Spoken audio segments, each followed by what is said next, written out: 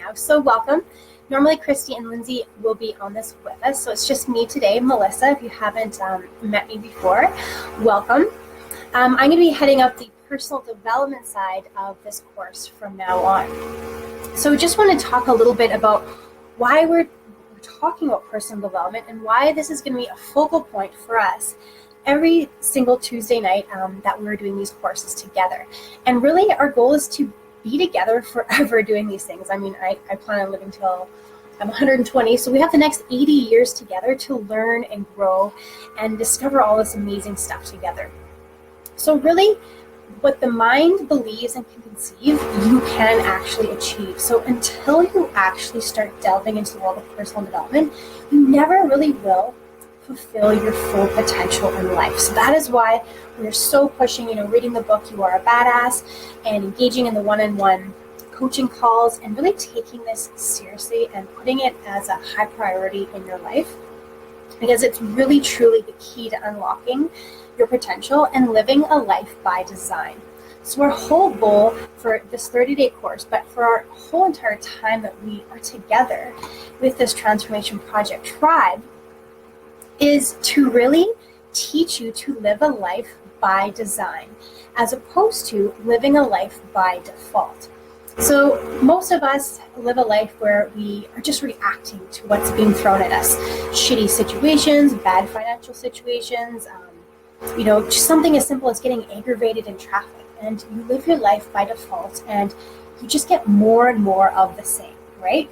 You get more bad relationships, more shitty news, more bills, more debt, and nothing ever seems to change for you. So our goal is to really teach you how to live your life by design and respond to life and give you the tools. So over this course and all the other courses we are going to create for you, our goal is to give you the tools and the skills and the knowledge to actually start to implement that into your life, to live a designed, inspired life, a life that when other people look at you are like, holy shit, this girl's got it together. What is she doing? That's our end goal in life. But before we really dive into that, I want you to know that at the end of the day, why is there an angry sign? Why is there an angry face? What I really want you girls to know, and you'll understand this intellectually, but it might take you 4 years like it took me to learn. Just honestly, this is something I learned just only a few weeks ago. Is this: the whole basis of your life is freedom, and the purpose of your life is joy. So really, you came here to live on planet Earth to have a life of freedom to choose to do whatever you wanted, freedom to explore, to learn, to grow, to meet new people. That's the purpose, that's the basis of your life. The purpose is to have fun and have joy. And the problem is, in Western society, and especially people who promote personal development and business, getting ahead, it's all about, you gotta grind, you gotta grit, you gotta sacrifice. It's just hard. And after a while, you're kind of like, fuck this. Like, no, this is hard. I don't want to do this anymore. So our goal is to teach you that there is another way. And this way is a way of least resistance. And that's what my post I did today with my dog, that is really what it's all about, is to sit back and just relax and enjoy it. The other part that I really want you to start to really know in your heart is that you're never going to get it all done. Your to-do list, everything that you want to do, you're never going to get it done. Until you could live to 300, it's not going to get done. And also, you can never get it wrong. You can't. We agonize so much about, am I making the right move with this relationship, with this job, where I'm living, how I'm raising my kids? It doesn't matter. You can't get it wrong. So you're here to have freedom and joy, and you can't fuck it up. So just relax. So how do we start learning this and actually taking that from fancy words to something that we actually embody and believe, and wake up in the morning without that knot in our stomach and that anxiety, and are actually truly stress-free, not totally stress-free, but just happy, genuinely happy. And the first thing we have to learn about is mindfulness. So we're going to be teaching you about law of attraction, energy, quantum physics, how to, tap into your the neuroplasticity of your brain, all that great stuff. But honestly, you have to have the foundation of what mindfulness is. Now, I'm sure you've heard it. It's kind of a catchphrase nowadays. I know like Google, Amazon, a lot of Silicon Valley companies, they're now teaching mindfulness. I know in the school district in Kelowna, they have courses on mindfulness. And so it is really cutting edge stuff. So if you do want to be a person who's going to elevate their game in life, you're going to want to master this. So tonight, our call is called Mindfulness. Stop getting distracted by things that have nothing to do with your goals. And in a day and age where we're attached to our phones, this is a huge skill that you're going to want to master.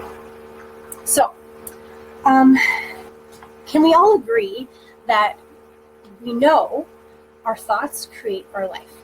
You know, the quality of our perceptions and our attitudes and how we show up in the world is reflected back on what we see. So basically, our environment is really just a reflection of our brain, what's going on. So if you have a shitty attitude, shitty people show up. If you are cranky and ornery, those sorts of people show up. If you're always thinking and stressing about debt and complaining, those sorts of things start coming to you. It's basic law of attraction. So why is it then that we know how to change, we know how to fix all this, but we don't do it? And there's a secret, and it's called your mind-body connection. Now, if any of you have ever done yoga, which I'm sure you all have, it's kind of one of the main points of yoga. You know, at the end of Shavasana, that's the ultimate of your mind-body connection. So that's where mindfulness comes in. The problem is, and I'm here to let you off the hook, there's a lot of mind-body connection that goes on behind the scenes, subconsciously, that you don't know about. And this is what's really holding you back. And if you're reading You Are a Badass, she's like, this is what's fucking you up, 100%. So what I want to go over in this call is how to recognize this, how to be mindful of it, and what you can do to overcome it, overcome your neurobiology. So here's a good tip. By the time you're 35 years old, you actually have pretty much created your personality. And by your personality, I mean the way you think, your habits. And this is because by the time you're 35, you've pretty much been around the block. You've pretty much, had a few relationships, you've had your kids, you've been in enough situations that you're like, hey, I know what life's all about, and this is how I'm going to deal with it. And you're pretty much not into learning anything new. Learning something new means going out of your comfort zone, meeting new people, doing different things. And by the time you get a little bit older, you're like, no, I know what I like. This is what I'm going to stick to. So if you recall back to my previous live call, I talked about learning new things creates new synaptic connections in your brain, neuroplasticity. You can reform and grow your brain. And that comes with learning new things. So if you're age 35 and you're like, nope, this is it, you're not creating any new chemicals in your brain either. So anytime you create a new neural pathway, you're releasing chemicals into your body.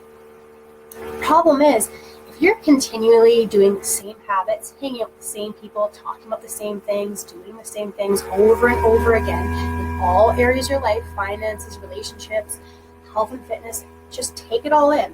If you're continually doing the same thing, you're just reinforcing those synaptic connections, making them stronger, and then bathing your body in more and more of those chemicals. So what happens is your body gets used to and addicted to this chemical flush that you're always releasing because you're thinking the same thoughts.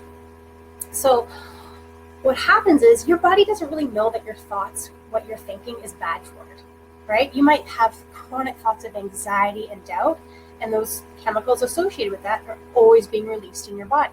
It's just part of your habit, your mind-body connection. So here's the thing. You get inspired one day and you're like, yes, I'm going to change my life. I'm going to do this 30-day badass course, and I'm going to work out, and I'm going to read a book, and I'm going to meditate. Yes. And then an hour later, you're on the couch scrolling through the news feed and eating ice cream. You're like, what happened? I just made a declaration that I'm going to change my life, and here I am again, failing at life. And of course, here's the self-fulfilling prophecy. The negative circuit goes around. You're like, oh my God, I suck. And you reinforce those old habits of thought, and you are stuck where you started. So the real challenge here then is to start thinking greater than your environment, and thinking more elevated thoughts and making that a habit. focus. So what's going to happen though is once you have these elevated thoughts, you're going to say, okay, you know what, I'm not going to think negative, I'm not going to gossip anymore, I'm not going to have self-deprecating self-talk, I'm going to change myself. What happens, and this is what's going to sabotage you, this is where I'm letting you off the hook, your body, which is used to these old chemicals from your old thoughts, your body says, wait a minute, these are not the chemicals we are used to. Let's actually send a message back up to the brain and say, excuse me, no, we want our old chemicals back. So your body will actually send chemicals up your spine to your brain, and this is where you'll hear those excuses, those little auto suggestions coming from your subconscious. Things like, you don't have to work out today. You know what? Let's just start tomorrow. You know what? You don't feel very good. It's okay. You don't have any money. Oh, your husband's being an asshole, and on the excuses go. And then you don't actually do any change. So what happens is we end up talking ourselves out of greatness because of old habits. So this is, once we're aware of this, once we're mindful that this is happening, we can do things to stop it, really. So number one is just realizing as soon as these self-sabotaging voices come back into your head, know that this is a chemical reaction and that your job now is to replace that chemical reaction with routine. So the only way to create a habit is by repetition. So really, every time you find yourself going back to these old habits of thought and giving yourself these excuses, you're going to replace it with, okay, I'm going to sit down and I'm going to visualize and I'm going to really feel what it's like to actually have this transformation happen. And slowly but surely, more neural pathways are going to grow in your brain, and your body's going to get more and more used to this new chemical being released until this is the dominant feeling. So it's going to be a process. It's not going to happen overnight. So this is the part that Christy and Lindsay were going to talk about, but I'll just jump in and say it for them. Some ways for you to be mindful with your health and fitness during this challenge, and forever and ever always. Number one, a great way to practice mindfulness is to, when you're eating, don't multitask. Focus only on the task of eating. So we're all used to just scrolling on our phones, watching TV, being distracted. We're not actually doing the ancient practice of savoring our food and making it an actual celebration. So not only just putting your phone away, but actually making each of your meals something special. Eating on your china, putting nice flowers out, lighting some candles. The ancient practice of prayer is huge. That is something that isn't just, to thank God. That's actually bestowing your gratitude onto your food, which we'll talk about in another call on how that energy affects your food. But actually making this a practice, eating a mindful practice. Number two is when you're working out. Now, I find myself doing this a lot. And that is letting your mind wander during your workout and especially in the morning, being like, oh, I got this to do today, planning out your day, and you're not actually focused in the here now, the workout. And quite frankly, you're not giving 100% of your effort into that workout. So practice being in the moment in the workout, and also visualizing yourself as already achieving the body that you really want in that workout. And I quoted a stat in my first live video that people who actually envision themselves doing bicep curls, they increase their muscle mass by 13% just by visualizing it. I read another one today where people just visualize themselves with a band and doing an exercise, and they increase their muscle mass by 22%, never actually having physically touched the band. So that's the power of your mind. So when you're working out, visualize yourself, your muscles growing, yourself getting leaner, having that shapely, whatever body that you want. And thirdly, moving too much in my brain right now. The third thing that you can start to do is really take some time and be mindful. And this is the little corner that I created in my room with some candles, some cushions, some things that I think are pretty, and spending time and not thinking at all. Not having your phone, not being distracted by anything else, and just sitting and reading a book, journaling, practicing some guided meditation and visualization. And that is a great practice to to start retraining your brain and getting your body used to this rush of different chemicals. So what I want to talk about now is how do you really keep on this track, and that's really by being accountable and engaged. So if you try to do this alone, it's too hard. You have to do it. You have to do it with a group. You have to do it with a tribe of people who have your back, who are on the same journey as you. So hence our book. So you girls should have, a lot of you have already signed up for your one-on-one coaching, either with Christy or Lindsay for your health and fitness, or with me for your personal development. So what we want you to do is take some time and mindfully fill this in and really focus in and hone in on just a few goals. And we're going to talk you through how to incorporate some practices in your daily life to be mindful of each of these goals. Now, my biggest suggestion, and I read this years ago in a Wayne Dyer book and actually on one of his PBS specials, he said, every once in a while throughout the day, actually as often as you can, have a feelings check. So whether you're in traffic or it's lunchtime at work, you're just going to bed, whatever, just stop without any judgment and just think to yourself, what am I feeling right now? Am I feeling anxious, tired, upset, aggravated? Okay, is there a knot in my stomach? Is my chest tight? Is my shoulders tight? Like, what am I doing right now? And then ask yourself, okay, well, what's causing this? Like, what just happened? Well, okay, I have anxiety right now because I just spent the last 20 minutes on my phone looking at my bank account, my checking account, and going through the news feed and seeing how much better everyone's lives are than mine. Okay, so if these things are causing you anxiety and all these shitty feelings, then we're going to work on you doing less of that, right? On the other side, you might find yourself in a feelings check saying, I feel really good right now. Like, I don't have anxiety. That's actually gone. I'm laughing, I'm smiling. I feel really hopeful and inspired right now. Okay, well, what was I recently doing? Well, I just went for a hike. I did my workout. I just got off the phone with my best friend. Okay, so maybe do more of those things in your life and be mindful of the practices, the actions, the people you're conversing with, the experiences that you're creating in your life to therefore create those emotions. And the more positive emotions we can create, the better chemicals we're going to put into our body, the better and faster we're going to transform. So last but not least, after you've printed off your transformation book, you've booked your call with us, we want you to try and do this tonight, and that is the transformation contract. Now, I'll be honest with you girls, this might be the most important contract you ever write on in your life, and more important than a marriage contract or even your mortgage contract, because this is a contract with yourself. So you might take this as just a silly little thing, but I promise you, if you do take this really seriously, it does have the power to hold some leverage in your life, some accountability to make these big changes. But really what we want you to do is, tell yourself or ask yourself, how do you really want to feel after completing this course, this challenge? And these are the things we want you to be intentional and mindful of. And that's really, prioritizing your fitness and your meal plan. Because we all know when you take excellent care of your health, it inspires you to have excellence in other areas of your life. Contact us if you're struggling.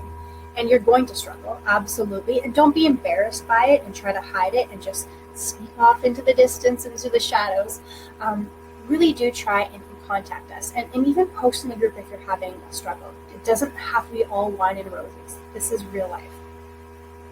And like I'm saying, check into the group and engage with everyone else. And that's another way to create new neurosynaptic connections in your brain, is to actually engage with other people. And lastly, just jump on these calls and really engage yourself and give yourself the challenge to learn something new. Remember I said by the age of 35, our brain is pretty much fully wired to our personality, and that's why we don't go out of our comfort zone and learn new things and potentially reach our goals in life.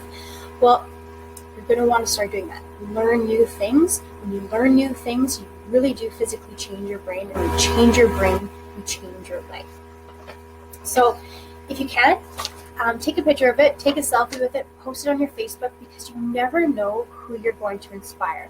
When you make this journey of designing your life and living, living by design, not living by default anymore, you never know who's following you and whose life you're changing.